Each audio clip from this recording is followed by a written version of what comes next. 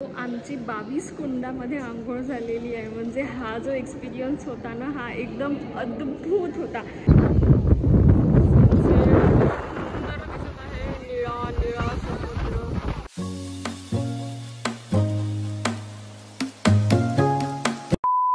Welcome back to another vlog of Shruti आणि बरंच काही. मी श्रुती तुम्हा सगळ्यांचं खूप खूप मनापासून स्वागत करते. आजचा जो व्लॉग आहे तो मी रामेश्वरममधून शूट करत आहे. जसं मी तुम्हाला काल सांगितलं होतं की आज आम्ही ज्योतिर्लिंगाचं दर्शन करायला जाणार आहोत. सो आज आम्ही रामेश्वरमचं जे ज्योतिर्लिंग आहे तिथलं दर्शन करायला आलेलो आहे. सो कोडाईकनालपासून रामेश्वरम 300 किलोमीटर होतं. तर आम्हाला नियर अबाउट 6 ते 6.5 तास लागले आणि आजच दर्शन करायचं होतं आम्हाला.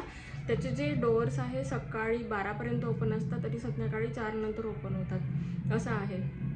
तर म्हणून आम्हाला 4 वाजताचं, कारण सकाळचं तर पॉसिबल नव्हतं, तरी आम्ही सकाळी 6:30 वाजता निघालो आणि आम्हाला हॉटेलवर यायला 1:30 वाजला.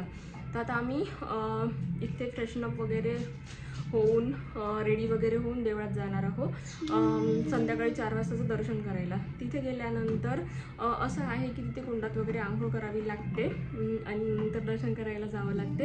हे मी इथे ऐकलं. आता लेट्स सी की तिथे काय आहे, कशी प्रोसिजर आहे. सो इथे आल्यानंतर आम्ही जेवण वगैरे केलं, थोडा रेस्ट केला आणि आता आम्ही जाणार आहोत देवळात. तिकडे फोन वगैरे अलाउ नाही आहे असं मी ऐकलं, बट लेट्स सी मी किती शूट करू शकते. त्याआधी मी तुम्हाला दाखवून देते आमची सकाळची मॉर्निंग कशी होती.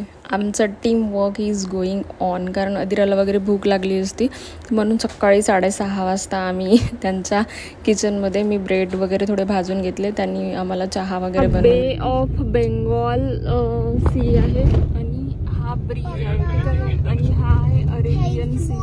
हा जो सी आहे हा समोर जाऊन मिळते आणि जेव्हा शिप वगैरे येते ना, हा सी जो आहे हा असा मधातून ओपन होते. हाच तो पॅम्बॅन ब्रिज आहे जो ज्यावेळेस मोठ्या मोठ्या शिप्स येतात ना त्यावेळेस तो असा ओपन होतो आणि तिथनं त्या मोठ्या मोठ्या शिप्स जातात. म्हणजे हा इंडियातला एकमेव असा ब्रिज आहे जो बनवलेला आहे. आणि इथनं जो ओशनचा जो व्ह्यू आहे ना तो इतका सुंदर आणि इतकी फ्रेश एअर आहे. मग आम्ही हॉटेलमध्ये चेक इन केलं. आम्ही ज्यावेळेस चेक इन केलं ऑलमोस्ट 1-1:30 वाजलेला होता, म्हणजे लंच टाईमच होता. मग इथे आल्यानंतर आम्ही लंच केला. हा होता तिथला डायनिंग एरिया. इथले चपातीज बघा किती मोठ्या मोठ्या आहे. लंच वगैरे करून मग आम्ही निघालो दर्शन करायला. हे रामेश्वरम टेम्पलचा बाहेरचा व्ह्यू आहे. आमची 22 कुंडामध्ये आंघोळ झालेली आहे. म्हणजे हा जो एक्सपिरियन्स होता ना हा एकदम अद्भुत होता. म्हणजे मी असा इमॅजिन नव्हतं केलं की म्हणजे असं असेल, कारण असे कोणते फोटो व्हिडिओज आहे नाही, कारण इथे अलाउ नाही आहे. मी जस्ट चेंज करून आलेली आहे म्हणून मग मी थोडी बाहेर आहे, तर म्हणून मी थोडा व्हिडिओ शूट करून घेते म्हटलं. बट म्हणजे मला असं वाटते की इथेच असं आहे की म्हणजे 22 प्रकारचं तीर्थ, तर 22 प्रकारच्या कुंडातून आपल्याला आंघोळ करायला मिळते. म्हणजे ते लोक असतात ते आपल्या अंगावर असे तीर्थ टाकतात. असं करून आपण 22 प्रकारच्या तीर्थांनी आंघोळ करतो. जसं जर समजा आपण आता एका नदीवर गेलो तर ते एकाच नदीचं तीर्थ असते. सो इथे 22 कुंडाचं तीर्थ आहे आणि जे 22वां तीर्थ आहे ना, फक्त मी तिथेच एक लाईन वाचली. ज्यावेळेस श्रीकृष्णांनी त्यांच्या काकांचा वध करून ते आले होते त्यावेळेस त्यांनी इथलं जे 22वां कुंड आहे तिथे त्यांनी आंघोळ केली होती. म्हणून असं म्हटलं जाते की इथल्या कुंडात आंघोळ केलं जातं, तुमचे जे सगळे पाप आहे ते धुतल्या जाते. म्हणजे असं म्हटलेलं आहे, असं तिथे लिहून आहे. बट जो एक्सपिरियन्स होता ना तीर्थांनी आंघोळ करायचा, म्हणजे ते तीर्थ लिटरली त्या कुंडातून, म्हणजे कुंड म्हणजे बेसिकली विहीर आहे, त्या विहिरीतून ते पाणी काढून आपल्या अंगावर टाकतात आणि आपण त्याने त्या तीर्थांनी आंघोळ करतो. जस्ट दर्शन करून आम्ही निघालेलो आहे आणि मला प्रसाद मिळालेला आहे. आता आमचं दर्शन झालेलं आहे आणि ॲज पर रिच्युअल आम्ही दर्शन झाल्यानंतर नेहमी बसतो. आता थोडा वेळ बसू आणि नंतर आम्ही इथनं थोडासा प्रसाद घेतला. आणि हे 22 कुंडाचे जल आहे. म्हणजे आपण ज्यावेळेस आंघोळ करतो ना, आंघोळ करताना जर आपण काय म्हणते खाली बॉटल घेऊन गेलो त्याही वेळेस आपण त्या 22 कुंडातलं प्रत्येक कुंडातलं जल आपण हे करू शकतो, तसे घेऊ शकतो. किंवा जर समजा घ्यायचं असेल तर इथे ते पूर्ण 22 कुंडाचे जे जल आहे अशी बॉटल पण ते देतात. मंदिर एकदम रोडवर आहे, तर रोडवरून तर काही फोटो वगैरे मला क्लिक करता आले नाही, तर मी खालून वरचा व्ह्यू शूट केलेला आहे. मोठं मंदिर आहे, म्हणजे 4 गेट आहे. आम्ही एंट्री केली होती गेटमधून, त्या गेटमधून आम्ही ऑपोजिट गेटने एक्झिट घेतलं आणि आता म्हणजे खूप ह्यूज एरिया आहे. चालता चालता आम्ही थकून गेलेलो आहे. मला असं वाटले होते की आम्हाला VIP दर्शन करावे लागेल, बट असं काहीच नाही झालं. कारण म्हणजे बिलकुलच लाईन नव्हती. म्हणजे आजपर्यंत मी जितकेही सगळे ज्योतिर्लिंग केले त्याच्यापैकी सगळ्यात इझी आणि सोपी दर्शन आमचं या ज्योतिर्लिंगाचं झालं. कारण एकदम म्हणजे लाईनच नव्हती, मुव्हिंग लाईन तर सोडून द्या, लाईनच नव्हती. एकदम ज्या कुंडात आंघोळ करायला लोकांना 2-2 तास लागत असेल, आमची विदिन 20 मिनिट्समध्ये आमची आंघोळ होऊन गेली. चेंज वगैरे करून मग आम्ही मंदिरमध्ये आलो. आणि खरंच मंदिर इतकं मोठं आहे, इतकं मोठं आहे, इतकं मोठं आहे. हर दिशेने 4 दिशेने गेट आहे आणि आम्ही वेस्ट साईडने एंट्री केली होती. आणि म्हणजे आमच्या चप्पल वगैरे तिथेच ठेवून होत्या. मग ते वेस्ट गेट शोधता शोधता शोधता शोधता म्हणजे आम्ही इतकं फिरलो. आणि लाईन नसल्यामुळे आम्हाला समजतही नव्हतं देवाचं दर्शन करायला मेन द्वार कुठे आहे, काय कसं आहे. खूप शोधत विचारत जावं लागलं. इतकं मोठं मंदिर आहे. बट ह्या जे ज्योतिर्लिंगाचं जे दर्शन आहे ना, ते खूप छान झालं. आणि त्याच्यानंतर नेक्स्ट आहे श्रावण महिना सुरू आहे. श्रावण महिन्यात माझे यावर्षी 2 ज्योतिर्लिंग मला करायला मिळाले. म्हणजे I am so blessed. So आणि आता आम्ही चाललेलो आहोत नेक्स्ट म्हणजे इथलंच तामिळनाडूमध्ये. तर 5:30 सगळ्या गोष्टी बंद होऊन जातात.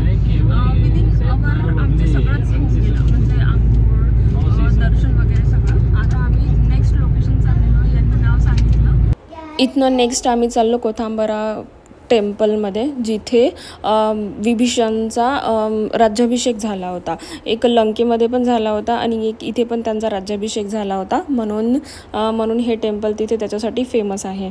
आम्ही तिथनं दर्शन वगैरे करून बाहेर निघालो. आणि इथले जे समुद्र आहे ना, बिलकुल बीच असे वाटतच नाही. असे आपल्या तिकडचे जे तलाव वाटतात ना, तशासारखे एकदम जवळ आणि खूप दूरपर्यंत असे फैललेले आहे. आणि हा जो आहे ना, हा पॅम्बॅन जो ब्रिज आहे त्याचं एकदम एंडला असा हे झालेला आहे. मला पहिले असं वाटलं की हा जो मी तुम्हाला दाखवत आहे हा सेतू आहे, बट सेतू नाही आहे. बट रामांनी जो सेतू बांधलेला होता त्याची सुरुवात इथनं केली होती, बट ते खाली आहे, तिथे जाता नाही येत असं आहे. बट हे जे मधातनं आहे ना, ही एक लाईन दिसते आपल्याला सेतूची.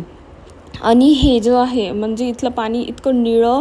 आणि जर आपण आपल्या भारताचा जो नकाशा बघितला आणि त्याचा जो एकदम टीप आहे खाली, म्हणजे एकदम आपला भारत संपते आणि मग मधात जो समुद्र आहे ती जी प्लेस आहे ती ही आहे.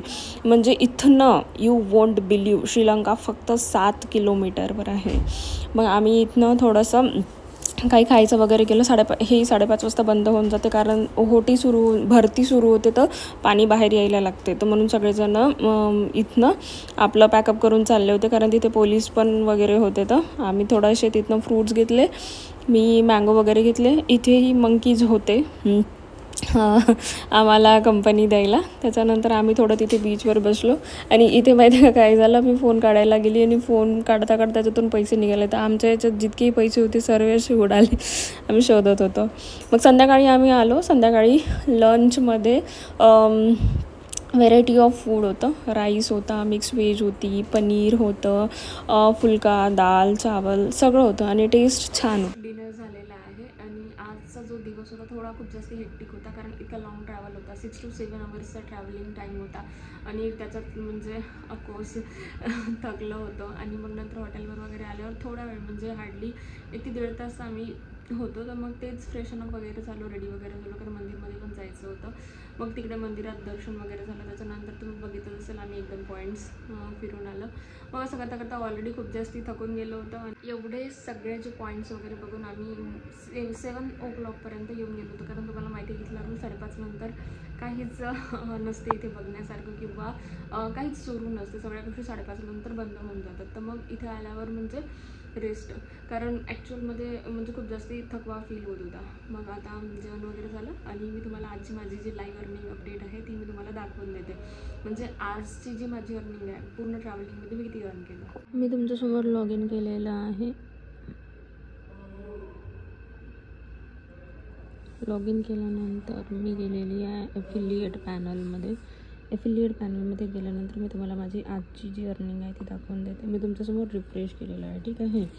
आजची जी माझी सिंगल डेची अर्निंग आहे विच इज 18,000 रुपीज अँड माझी लास्ट 7 डेजची जी अर्निंग आहे ती 46,000 रुपीज आहे. म्हणजे जर समजा तुम्ही बघितलं असेल तर लास्ट 5 डेजपासून मी फिरतच आहे.